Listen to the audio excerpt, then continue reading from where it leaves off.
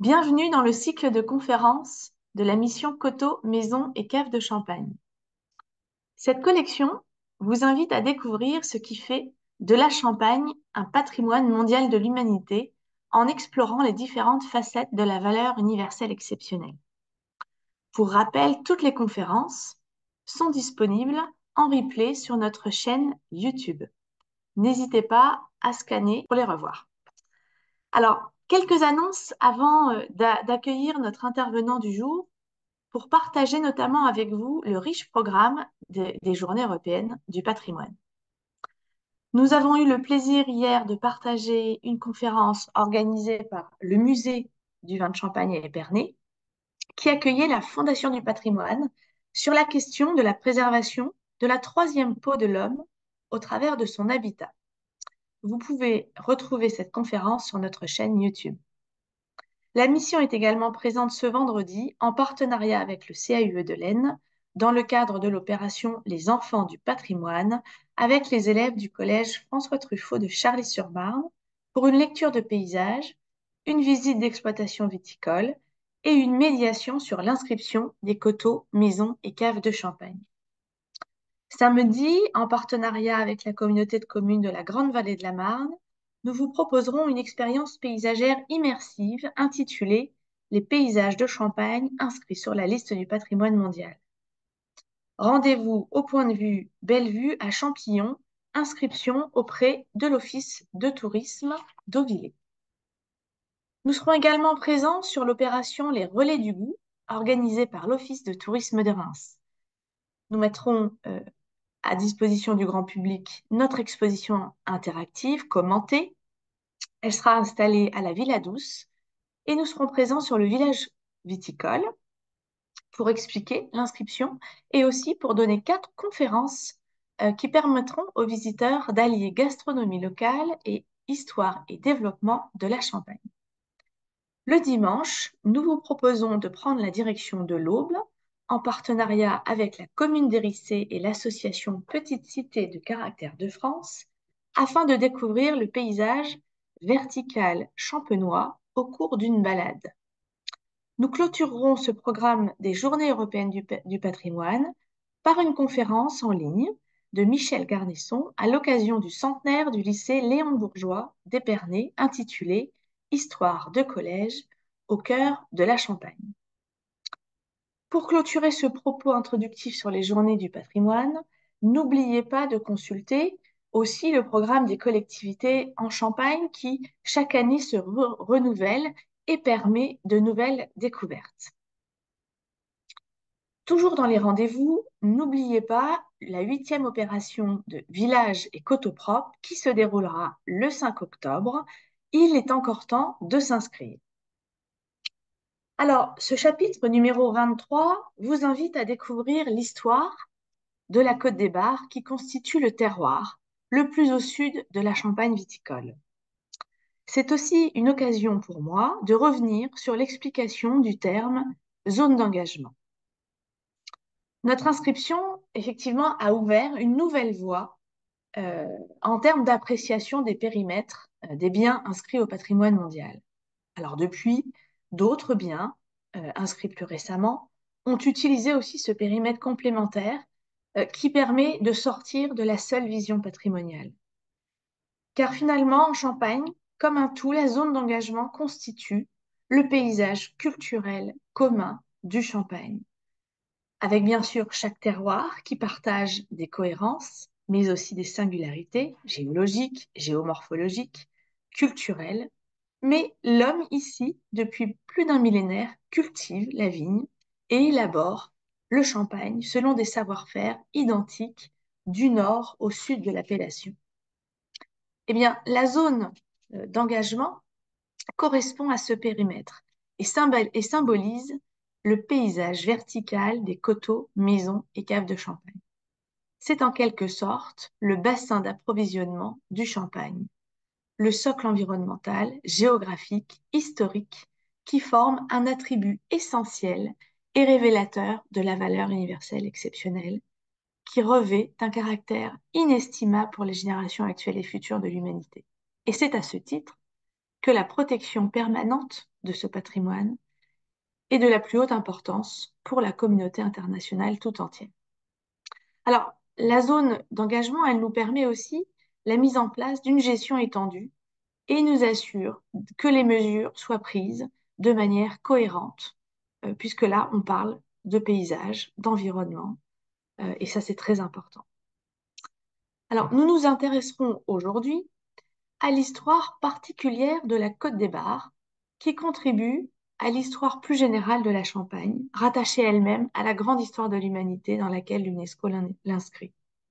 Pour cela, nous avons le plaisir d'accueillir Serge Volikov, professeur émérite en histoire contemporaine de l'Université de Bourgogne, mais aussi chargé de mission auprès de la Maison des sciences de l'homme sur les projets de Bibliothèque numérique internationale du vin, et auteur de nombreux ouvrages.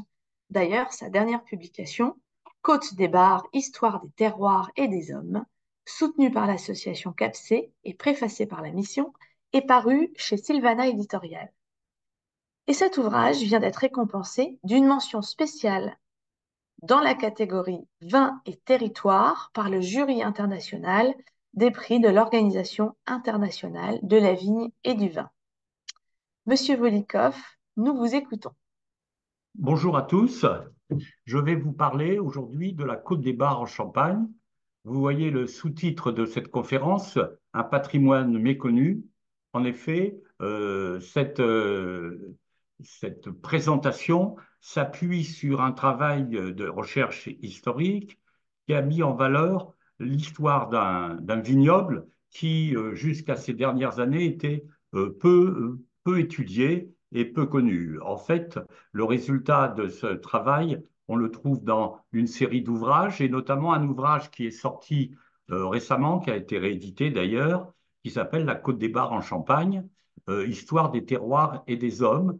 Il vient en quelque sorte prolonger une série d'ouvrages que j'ai publiés avec ma femme, Claudine Volikov, ces dernières années, au cours des années 2010-2020, et qui concernent en grande partie la Champagne et en particulier la Champagne méridionale, mais il y a une démarche qui est une démarche de réflexion sur l'ensemble du territoire et de l'appellation Champagne. C'était à l'occasion des colloques qui ont été tenus d'ailleurs à Reims et à Troyes il y a maintenant une quinzaine d'années, puis différents travaux et notamment aussi une exposition entre les bibliothèques et les archives des deux départements de la Marne et de l'Aube. Alors, pourquoi ce titre et qu'est-ce qu'il y a comme démarche qui est en quelque sorte derrière cet ouvrage et ce travail? Eh bien, c'est l'idée qu'il y a un vignoble, le vignoble aujourd'hui appelé Côte des Bars, qui en quelque sorte combine une longue histoire de la vigne, mais aussi à l'émergence d'un vignoble finalement récent au sens contemporain du terme, c'est-à-dire comme vignoble de Champagne en Champagne. En ce sens, on peut paradoxalement dire que la vigne est ancienne, mais que le vignoble est nouveau, d'où le titre de l'ouvrage qui, en quelque sorte, a une structure historique et s'appuie sur un récit qui, de mon point de vue et du point de vue de ma femme qui a joué un rôle tout à fait important dans l'élaboration de cet ouvrage, a contribué à l'identité de ce vignoble. Si l'on prend les recherches qui ont été à la base de ce travail que je vais vous présenter, cette histoire, elle était mal connue, je l'ai dit, et en travaillant dans ces questions, on a en quelque sorte mis à jour un certain nombre de questions qui étaient restées longtemps dans l'ombre. En quelque sorte, le vignoble au bois était considéré comme périphérique à la Champagne et n'avait pas de jouer de rôle important dans l'histoire même générale de l'appellation Champagne. Or, il apparaît que les vignerons en bois, leur lutte pour entrer dans l'appellation, enfin dans l'appellation, dans le territoire, ont été vraiment déterminantes dans la création de l'appellation en 1927. Par ailleurs, un certain nombre de stéréotypes réduisant le rôle des révoltes auboises à des révoltes de gens revendicatifs pour appartenir à la Champagne, et notamment le rôle de leur leader, Gaston Checq, apparaît plus complexe au-delà d'un certain nombre de stéréotypes. Il doit être évalué, et notamment avec l'idée, la part qu'il fait aux petits producteurs.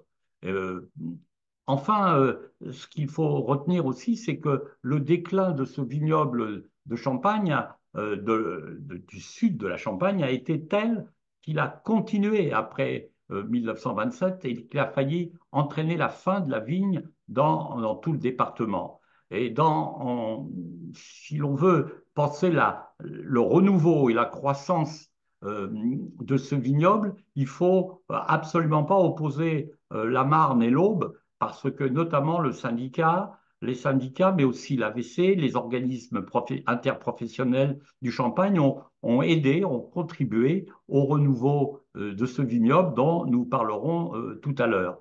L'originalité étant, sans aucun doute, l'apparition assez importante et finalement précoce dans ce vignoble des récoltants manipulants.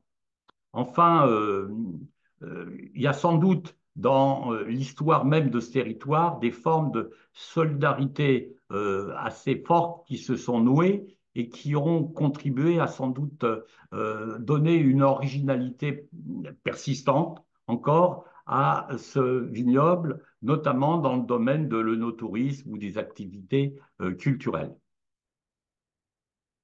Alors, si l'on veut situer ce vignoble, vignoble de la Côte des Bars, la délimitation, comme je l'ai dit, date de 1927, un territoire dont on voit bien la fragmentation reflète une histoire tourmentée.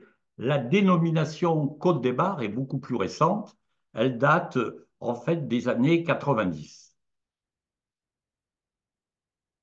Alors, si l'on veut retracer l'histoire de ce territoire et de ce vignoble, il faut avoir, c'est ce que nous avons voulu faire, et ce qu'il faut en quelque sorte se représenter, c'est que la vigne était extrêmement développée dans ce territoire de la Champagne méridionale, appelé aussi vignoble du Barrois, et qu'il avait connu à la fin du XVIIIe siècle, début du XIXe, une forte expansion une forte expansion qui l'amenait à d'ailleurs avoir une superficie plus grande que celle du vignoble de la Marne. En même temps, la crise qui l'affecte et qui euh, amorce le déclin du vignoble, ce qu'on a pu appeler le naufrage phylloxérique à la fin du XIXe siècle, est profond. Cette crise va en quelque sorte entraîner une quasi, non pas de disparition, mais une rétraction très forte de ce vignoble qui se reconstitue difficilement.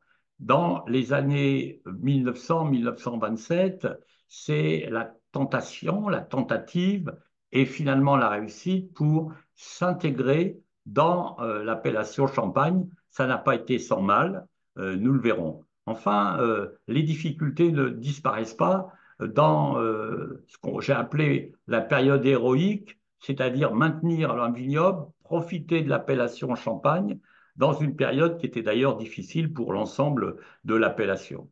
Le renouveau du vignoble et l'affirmation de la Côte des Bars, finalement, ne s'affirment qu'à partir des années 1960-70. Alors, revenons sur ces différents points et donnons quelques éléments qui concernent les sources qui ont permis ce travail. Euh, Peut-être au préalable, il faut dire qu'en fait, il n'y a pas de mémoire collective ancienne de ce vignoble. Quand on va travailler sur les archives, sur les documents imprimés anciens, des livres du 19e ou du 18e, on voit bien la présence du vignoble dans le territoire, mais cette mémoire est très faible. Donc, il faut en quelque sorte aller aux sources et aux sources primaires. Ce qui est présenté, la présentation du département de l'Aube, on voit cette carte de 1830, elle montre du vignoble et elle montre un petit bonhomme à gauche de l'image avec une bouteille, avec un seau de bouchon. Vous voyez, ce qui veut dire qu'il y avait déjà quelques tentatives de champanisation qu'on a retrouvées, mais qui sont encore finalement anecdotiques. Euh, Cette histoire n'a pu être développée qu'à travers un travail aux archives départementales qui nous a permis de tracer ce qu'on pourrait appeler une chronologie assez sommaire qu'on présente ici. Vous voyez la superficie maximum du vignoble du département et du Barrois, c'est à peu près 20 000, 23 000 hectares jusqu'au début du 19e, et ça se poursuit jusqu'au milieu du 19e siècle. Il se trouve qu'une partie importante des vins sont consommés sur place, d'autres parties sont exportées, et c'est les zones proprement dites du Barrois, des côtes allant de Bar-sur-Aube à Bar-sur-Seine et Orisset, qui sont les zones qui font, en quelque sorte, qui sont la base du commerce de ces vins. Si l'on regarde la densité du vignoble, on voit que le vignoble du sud de la région du Bar-Séquanais, par rapport à Bar-sur-Aube, dans la côte est plus importante, représente une proportion de trois quarts. L'essentiel des vins sont des vins rouges, mais n'oublions pas qu'à la même époque, il y a encore une dominante, même dans la Marne, de vins rouges, moins forte, mais Jules Guyot nous fait la description de cela à cette époque. Alors, tout change en fait à la fin du mois, enfin à la fin de l'année de 1885-1890. Les taches phylloxériques apparaissent aussi bien dans la Marne puis dans l'Aube. On a des solutions qui vont en quelque sorte être différentes dans la Marne et dans l'Aube. Dans l'Aube, les professeurs d'agriculture, j'ai cité la Jean Guicher, proposent de replanter les vignes après avoir arraché les cépages, les cèpes affectés en gamay. Et donc, alors que dans la Marne, il s'agit de sauver les plants champenois, c'est-à-dire Pinot, Chardonnay, Méliès. Et donc, les divergences cépagères vont s'affirmer. En tout cas, si l'on prend si l'on prend la tendance, on s'aperçoit que la rétraction est très rapide au début du XXe siècle. Au début du XXe siècle, il y a à peine 6 000 hectares en production, et dont 6 000 hectares plantés, dont 70 en production, des mauvaises récoltes et en quelque sorte, les difficultés s'accumulent pour trouver des débouchés. La reconstitution du vignoble est lente. Beaucoup de collines restent en friche euh, parce que les vignerons n'ont pas les moyens de reconstituer facilement leur vignoble. Euh, c'est à ce moment-là que la question, en quelque sorte, de la reconnaissance du champagne dans la Côte des Bars, ou plus exactement la reconnaissance de la possibilité de vendre des raisins pour faire du champagne, va éclater. Elle vient éclater parce qu'il y a un contexte général qui est un contexte de difficulté dans toute la France entière, autour à la fois de la question de la fraude, autour de la question des mauvaises récoltes et des tarifs qui sont payés très bas aux viticulteurs. Et à l'initiative des à la fois du commerce et des syndicats de la Marne, le Conseil d'État va arbitrer une délimitation qui est publiée en 1908 et qui élimine l'aube de la Champagne viticole. En somme, ça veut dire que les vignerons ne pourront plus vendre leur production sous forme de raisin ou sous forme de vin de mou ou de vin clair du côté pour faire du champagne. Après de nombreuses manifestations dont on va reparler, il y a un projet de loi qui, pour euh, calmer en quelque sorte les manifestations et les protestations, propose de créer une deuxième zone, et qui est évidemment un signe de discrédit et de, de mise en quelque sorte à l'écart de l'Aube qui est refusée par les vignerons au bois. Mais ce qu'il faut dire, c'est que la mobilisation a été tout à fait importante, commune par commune, mais aussi au niveau du département, autour de cette idée. Ce qui est très remarquable, c'est que ça n'est pas une affaire seulement de vignerons. On voit sur ces photos de l'époque aussi le rôle des femmes, qui jouent un rôle tout à fait important dans cette mobilisation qui est aussi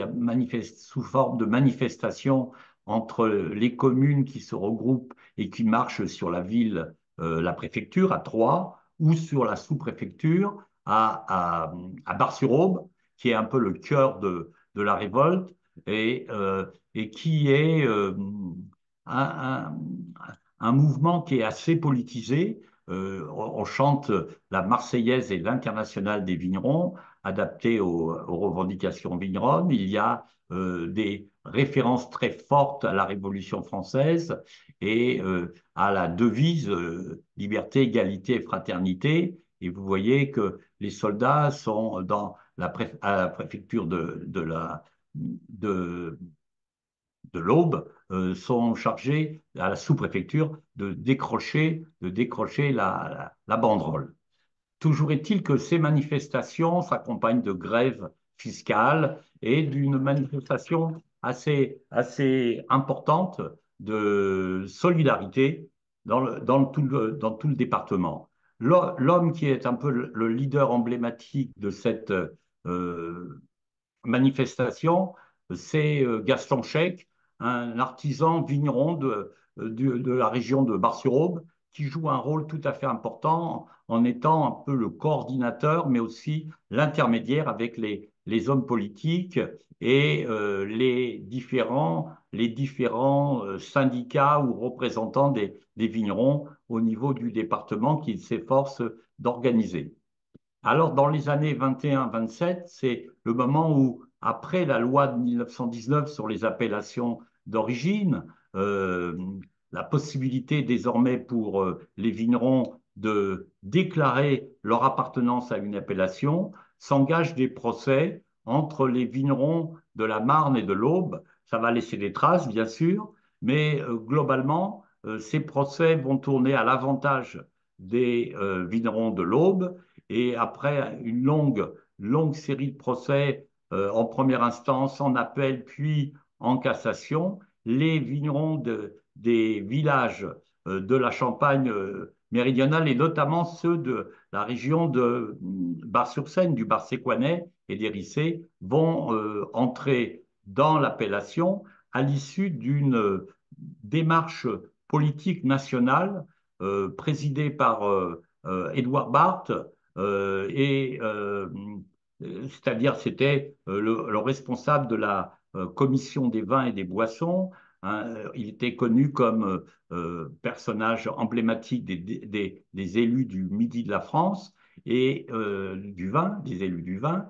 Et il va en quelque sorte être l'auteur d'un arbitrage qui va déboucher sur une loi, la loi de 1927, qui va définir l'aire de production et donner aux Aubois la possibilité d'entrer dans l'appellation à condition de, euh, de changer leur encépagement de gamay en pinot, mais on leur laisse un moratoire de 10 ans.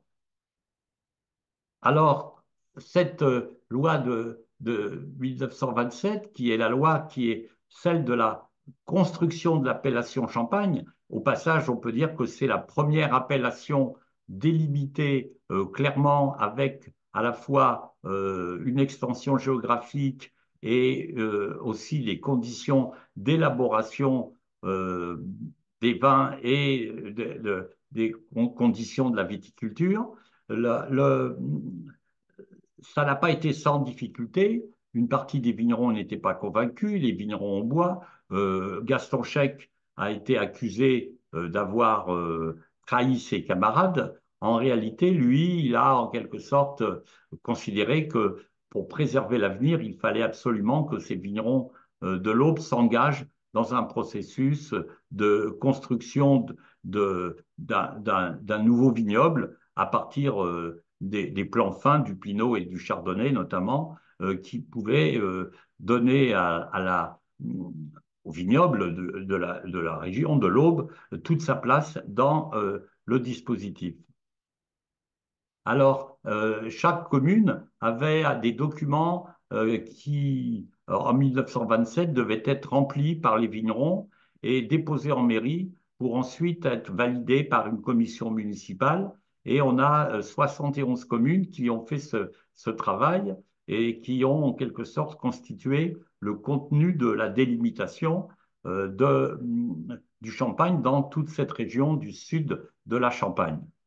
Mais la longue période de difficulté continue. En parallèle, j'ai mis la constitution du Conseil national, du Comité national des appellations d'origine, puis les décrets sur l'AOC Champagne en 1936. On a une partie des communes qui sont validées. Je vous ai dit 71 à peu près pour l'Aube. Là, c'est pour toute la Champagne, 408 communes. Mais l'Aube n'a plus que 1800 hectares en 1945, 1700 en 1950 et surtout la replantation en Pinot, qui avait été un engagement en 1927, n'a pas été tenu. Il reste énormément de gamets, d'où des pressions considérables et de l'INAO et un accord qui finalement va se faire pour redonner un sursis ultime pour permettre le remplacement du gamet par le Pinot. Et cette date ultime, c'est celle de 1962. Mais ce vignoble, vous voyez, n'est pas sorti d'affaire. Le déclin démographique continue. La production et la part du vignoble de l'Aube dans le vignoble de la Champagne diminue encore. Il est seulement de 6% en 1959.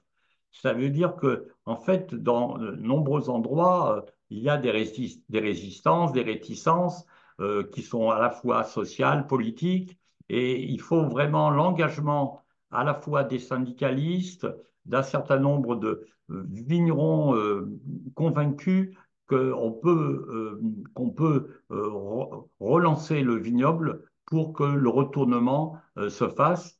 À quel moment on peut dire que le retournement se fait? Il se fait à peu près au milieu des années 60 et les entreprises à partir des années 70 vont se développer avec un phénomène de rattrapage, si l'on peut dire, des surfaces et de la production de l'aube après ces moments extrêmement difficiles.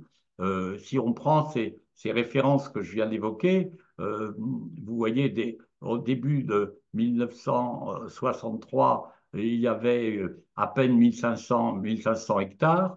Euh, En fin de période, en 50 ans, là, on voit en rouge les plantations, les surfaces plantées en Champagne et dans le département de l'Aube, on voit bien que la situation a changé pour arriver autour de 8000 hectares en fin de période, représentant à peu près un quart des surfaces plantées en Champagne. Désormais, les surfaces plantées en Champagne ne sont plus du tout anecdotiques. Elles sont tout à fait importantes, avec un vignoble qui est un vignoble où le nombre d'exploitants commence à se développer, à se redévelopper. Vous voyez les chiffres, je ne les commente pas dans le détail. Simplement, ce qu'on peut dire, c'est que on voit bien que du côté de ce vignoble qui fait à peu près 8000 hectares, on a une dominante en Pinot très nette, qui est encore plus forte dans le bar séquanais que dans le bar sur bois. On voit aussi, d'autre part, qu'il y a un nombre significatif d'exploitants sont maintenant, qui se sont développés alors qu'ils étaient très peu nombreux dans dans les années 60. Les vignes sont globalement plus jeunes, restées plus jeunes dans l'eau pendant un certain nombre d'années, au moins jusqu'aux années 2000, avec des surfaces moyennes un peu plus grandes en termes de parcelles que dans le nord de la Champagne, et un vignoble qui représentait une part très minime de la production agricole et qui aujourd'hui, évidemment, s'impose comme une ressource en valeur tout à fait importante. Si l'on prend les caractéristiques aussi finales de ce territoire, on voit qu'il y a peu de négociants. Des exploitants qui exploitent plus de 5 hectares sont quand même significatifs, avec un emploi salarié important dans des structures qui sont des structures familiales. Et si l'on prend le nombre des exploitants tout à l'heure que j'évoquais, il a nettement progressé pour aujourd'hui se ralentir. Hein. Là, les chiffres que j'ai mis sont ceux jusqu'en 2010. Aujourd'hui, on a une baisse du nombre des exploitants qui est limitée mais qui est significative. Et les récoltants manipulants, c'est-à-dire ceux qui font pas seulement de la production de raisins, mais qui transforment en partie au moins leurs raisins en champagne, euh, ils sont, ils étaient à peine une petite centaine en 1960, ils sont beaucoup plus nombreux aujourd'hui, même si ils restent minoritaires parmi l'ensemble des exploitants. Alors, évidemment, tout ça est inséparable d'un phénomène générationnel.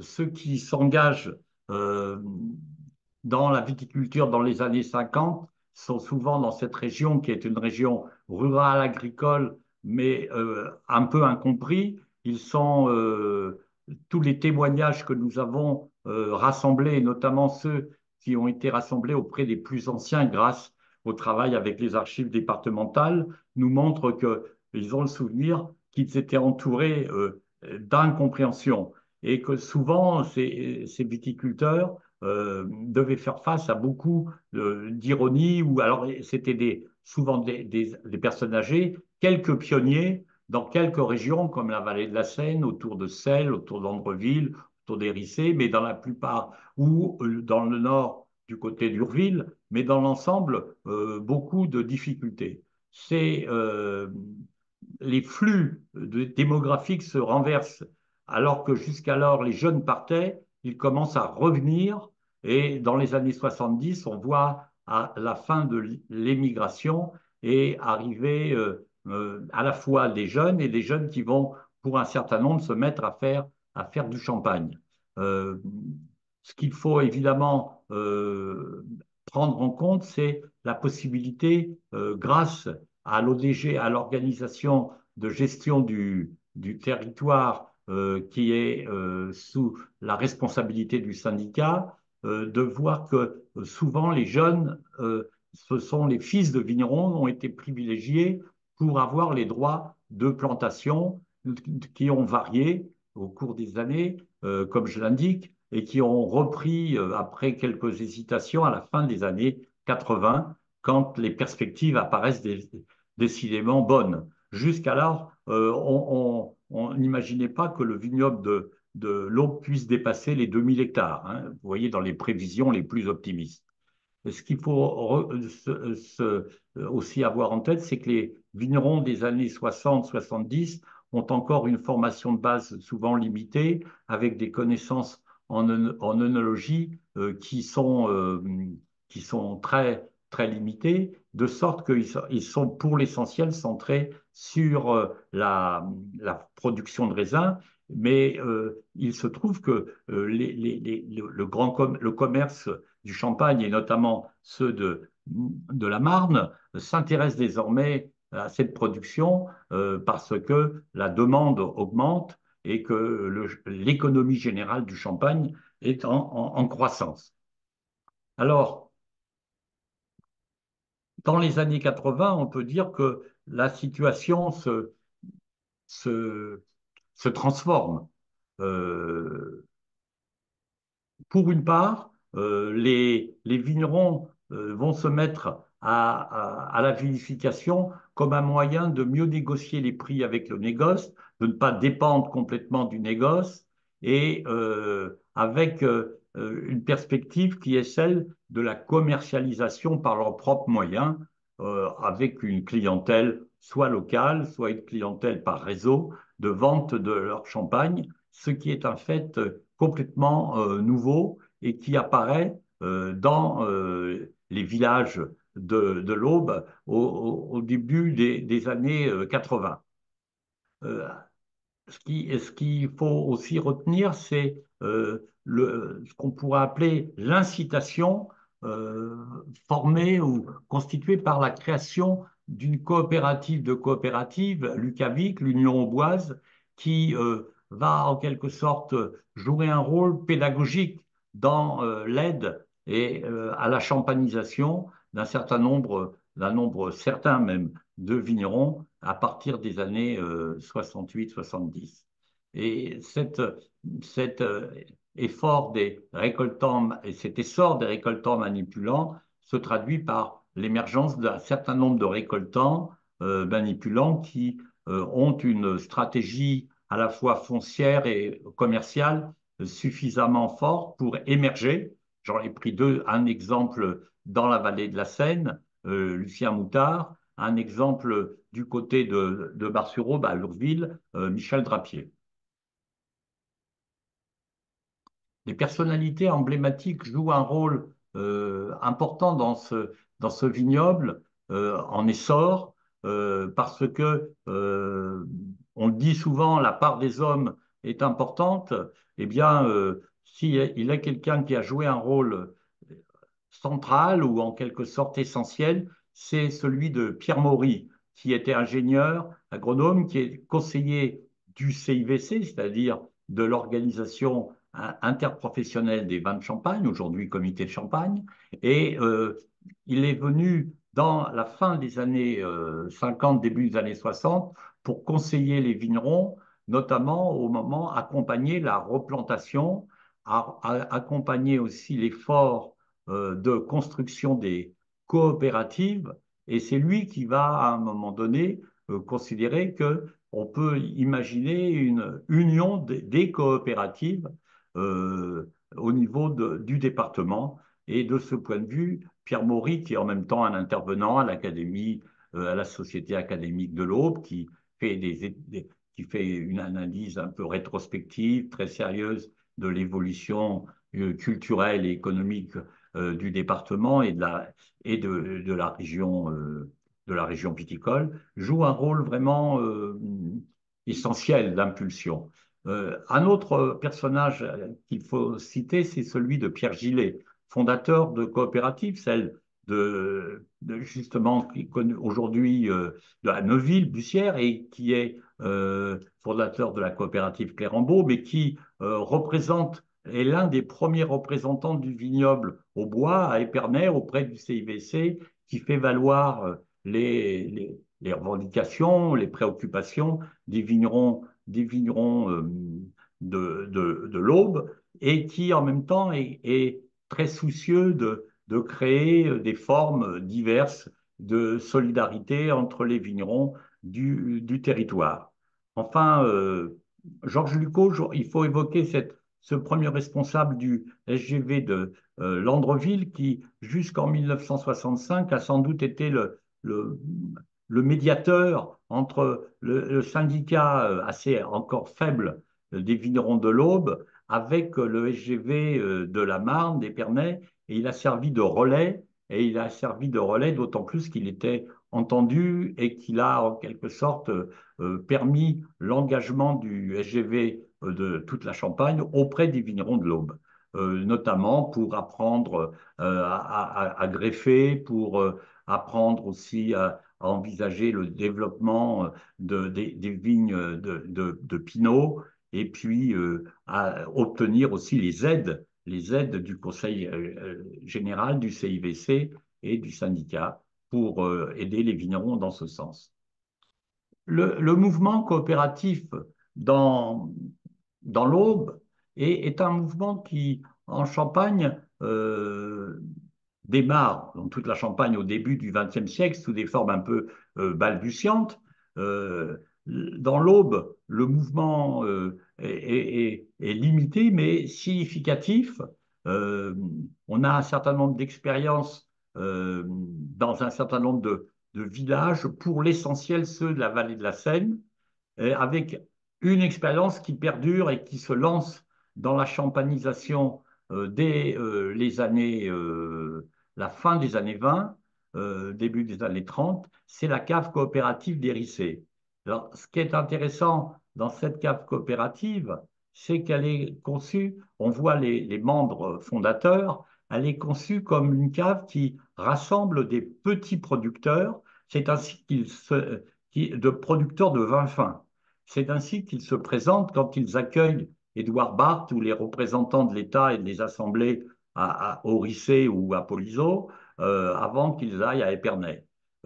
Ces exploitants vont en quelque sorte avoir le souci de défendre en général justement la production de qualité, le pinot, et de mettre en place les moyens de vinification que les vignerons de petite taille et de petite importance ne peuvent pas eux-mêmes, n'ont pas les moyens pour lesquels ils n'ont pas les moyens.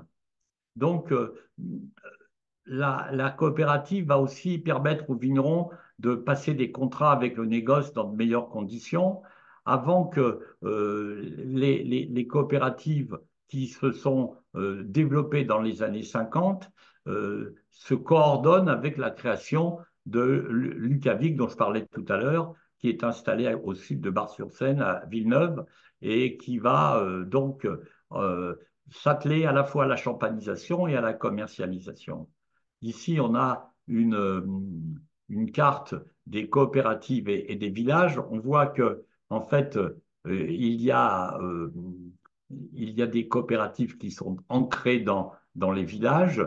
Ces coopératives, elles ont été soutenues par les pouvoirs publics dans les années 50. C'est à ce moment-là qu'elles se créent. Chacune a des configuration un peu particulière, et le plus grand nombre, on les trouve dans le Barséquanais, mais on trouve à peu près donc 11 coopératives qui se développent. Chacune vont s'organiser d'ailleurs, certain nombre livrent leurs raisins soit aux coopératives au plan de toute la Champagne, soit à l'union coopérative. Mais certaines de ces coopératives se mettent elles-mêmes à construire leur marque, à faire du champagne. Et là, j'ai mis en regard les marques de ces coopératives: Gaston Chèque, Charles Clément, Charles Collin, Clérambault, Marquis de Pomereuil, Chassenet d'Ars, Barfontac ou Veuve de Vaux pour l'Union Amboise. Cette structure coopérative s'est maintenue jusque dans la fin des années 2010, et c'est seulement depuis quelques années que la, qu'on pourrait appeler la structure coopérative a évolué. D'une part, les coopératives de l'Aube ont passé des liens importants avec le système coopératif de toute la Champagne.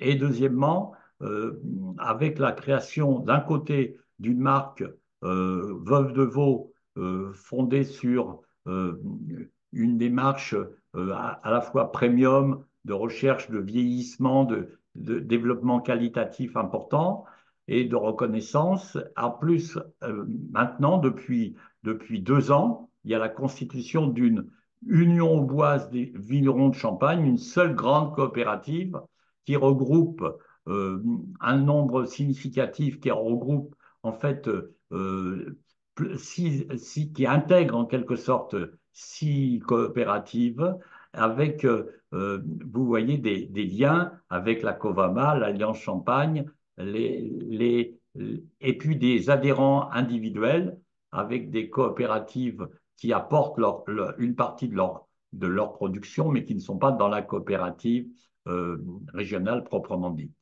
toujours est-il que ce système rationalisé donne aujourd'hui une force importante au mouvement coopératif qui s'appuie sur un vignoble d'à peu près d'un peu plus de 1000 hectares. Il ne faut pas oublier dans cette histoire du vignoble de la Côte des Bars le rôle du syndicat. Le rôle du syndicat euh, est essentiel dans la naissance même de ce qu'on pourrait appeler l'histoire du vignoble. Dans les années 20, la bataille pour obtenir la reconnaissance du vignoble de l'Aube comme vignoble de la Champagne et en quelque sorte le fait d'un syndicat propre de l'Aube sous la direction de Gaston Checq qui ensuite va fusionner avec le syndicat général des vignerons de la Marne. Et ce syndicat va, surtout après la guerre, je laisse de côté la période des temps obscurs et notamment celle de l'occupation. Dans le livre, j'en reparle. Le, le, le SGV, en quelque sorte, sorti des miasmes de la collaboration, et désormais beaucoup plus actif sur le plan des revendications pour l'ensemble du vignoble, eh bien, le rôle du syndicat est tout à fait important, à la fois pour soutenir la création des coopératives et aussi pour obtenir des subventions aux viticulteurs, faire avancer l'indexation du prix d'achat du raisin sur celui de la bouteille au milieu des années 50, puis la mise en place des engagements réciproques. Vous avez sur le côté de droite un manuscrit d'une archive qui a été conservé pieusement par les vignerons de Hérissé, qui, en quelque sorte, euh, euh, présente la constitution du bureau du syndicat, syndicat des propriétaires vignerons d'Hérissé, et qui se donne d'ailleurs comme objectif de créer la coopérative. Euh, En ce qui concerne ces syndicalistes vignerons, ben, dans la presse locale, on voit comment parfois ce sont des députés, des syndicalistes, viennent dans l'Aube pour apporter leur soutien aux vignerons qui veulent défendre le vignoble au bois.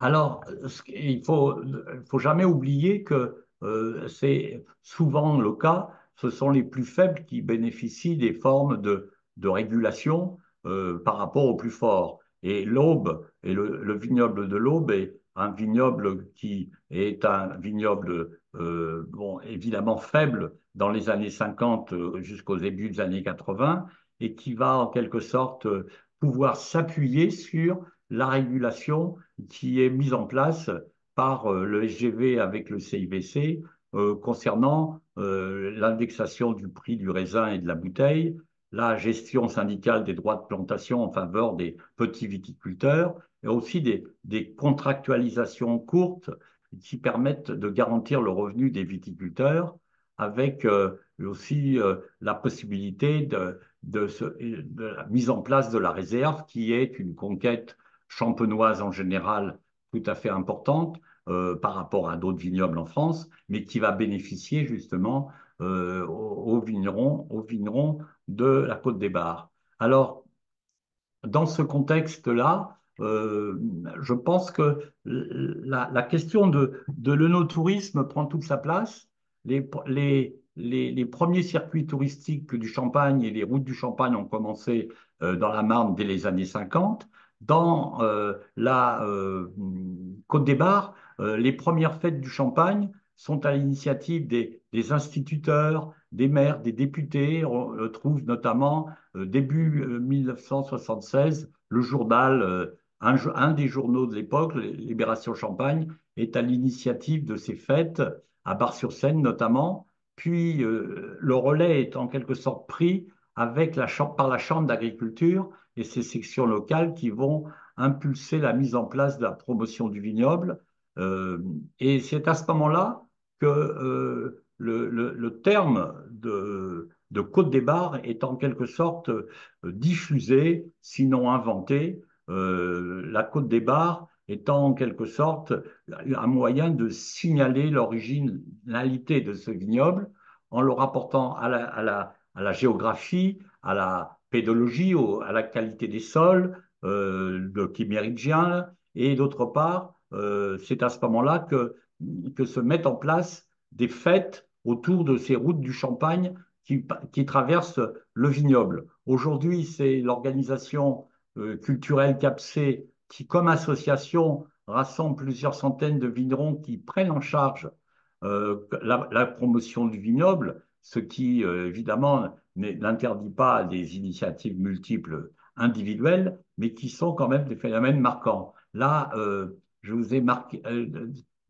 présenté un certain nombre de manifestations en quelque sorte tangibles de ces fêtes du Champagne, des routes du Champagne qui se déroulent annuellement et qui sont en quelque sorte réparties dans les différentes vallées de manière tournante et qui accueillent à la fois la clientèle des vignerons manipulants et qui présentent aussi les vignobles et les villages.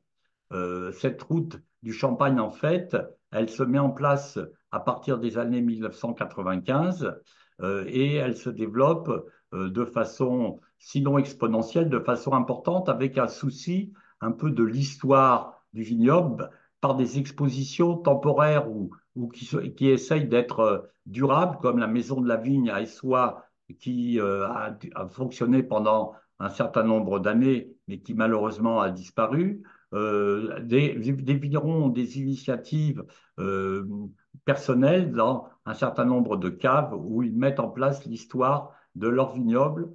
Euh, Avec un partenariat qu'il faut penser, notamment avec le partenariat de l'Office de tourisme pour faire valoir le lien qu'il y a entre la visite du vignoble et les richesses patrimoniales, notamment les vitraux, notamment la sculpture du XIVe et du XVe siècle, qui sont des ressources tout à fait importantes, sans oublier la peinture et les deux ressources majeures du musée Renoir à Essois, mais aussi du musée des Beaux-Arts à Troyes.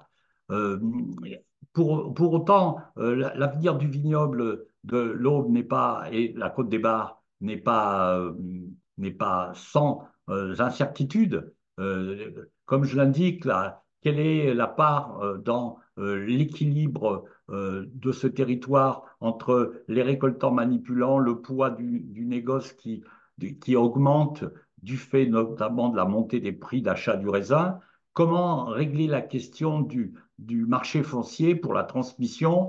J'ai présenté là la courbe qui montre que si l'aube, les prix des vignes ne sont pas aussi importants que dans la Champagne du Nord, que dans la Marne, ils sont quand même en expansion considérable. Comment, en quelque sorte aussi, euh, envisager le maintien ou l'extension de l'aire d'appellation, ceci montre que l'histoire de la Côte des Bars n'est pas indépendante de l'histoire générale de la Champagne. Je voudrais terminer en évoquant le rapport entre mémoire et histoire. D'une certaine façon, le travail historique sur la Côte des Bars a été impulsé par la commémoration des événements de 1911, des manifestations, des populations à ce moment-là, qui ont été prises en charge à travers des expositions, des conférences.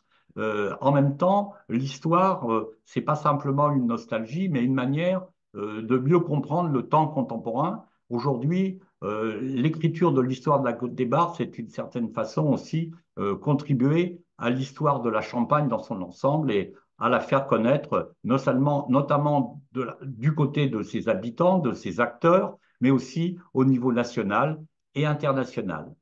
Je vous remercie.